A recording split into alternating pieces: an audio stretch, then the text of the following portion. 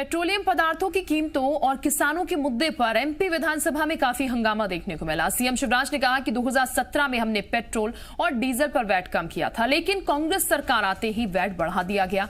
CM ने VAT के बढ़े हुए आंकड़े भी सदन में पेश किए। इस दौरान पूर्व सीएम कमलनाथ ने सीएम की चुटकी भी ली, कहा अपनी साइकिल मुझे दे दे, जिसके जवाब में सीएम ने कहा मैं आपको साइकिल नहीं दे सकता, मुझे आपकी उम्र का ख्याल है। सीएम ने 15 महीने की कांग्रेस सरकार का जिक्र करते हुए कहा कि किसानों से किया वादा पूरा नहीं करने के कारण सरकार गिर गई। जवाब में कमलनाथ ने कहा कि हमारे नेता ने जो बोला उसका पालन किया, पहले घंटे में ही कर्ज माफी के लिए आदेश दे दिए गए थे। यही नहीं, सदन में किसानों को मिल रहे बिजली के बढ़े बिल पर भी हंगामा हुआ। विधानसभा अध्यक्ष ने भी कहा कि मेरे क्षेत्र के किसान भी परेशान है। ऊर्जा मंत्री प्रद्युम्न तोमर पूरे मामले की जांच करवाएं और किसानों को अधिकृत कंपनियों के कृषि पंप दिए जाएं। सत्र में इंदौर शहर की कृषि विहार कॉलोनी में कैंसर के रोगियों की संख्या को लेकर भी सवाल उठा।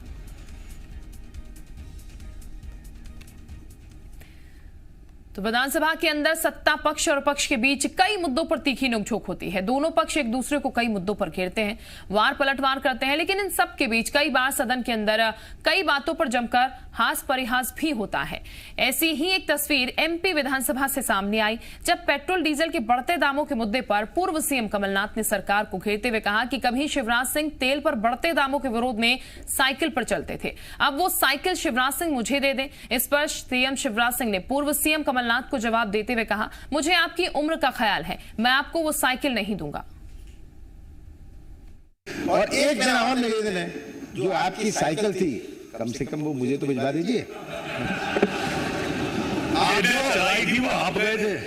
आपको मैं साइकिल किसी भी कीमत पर नहीं भिजवाऊंगा, उम्र का भी तो करना है मुझे। तो एमपी विधानसभा में कल सत्ता पक्ष और विपक्ष में नाराकुशी हुई और एक दूसरे को उनके वादे याद दिलाए गए। एमपी सरकार के मंत्री ने कमलनाथ को किसान के मुद्दे पर घेरते हुए कहा कि मैं समझता हूं कि प्रजातंत्र में अपनी गलतियों को स्वीकार करना चाहिए। कमलनाथ जी को यह बताना चाहिए कि उनके जहाज क्यों डूबी, ये सरकार क्यों गिरी। वहीं विपक्ष ने सरकार पर इधर उधर की बात करने का आरोप लगाते हुए कहा कि सरकार केवल गुमराह करने का काम कर रही है, लेकिन आगे के रोड मैप की बात करें या फिर विकास की बात करें तो इसके लिए ना तो मुख्यमंत्री ना ही कोई मंत्री ही गंभीर है। हाथ करते बताते थे 1, 2, 3 और 10 दिन में कर्जा माफ नहीं हुआ तो मुख्यमंत्री चेंज कर दूंगा। ये ना तो मैं झूठ बोल रहा हूं, ना हमारी मीडिया झूठ बोल रही है, ना हमारे मुख्यमंत्री झूठ बोल रहे हैं, लेकिन उस बात को भी घुमा फिरा के इंटरप्ट करने की प्रयास मैं समझता हूँ। प्रजातंत्र में अपनी गलतियों को स्वीकार करना चाहिए। इधर उधर झांकने की बजाय, इधर उधर बात टालने की बजाय कमलनाथ जी को ये बताना चाहिए कि उनका जहाज डूबा क्यों, लोग कूद के भागे क्यों, ये सरकार गिरी क्यों।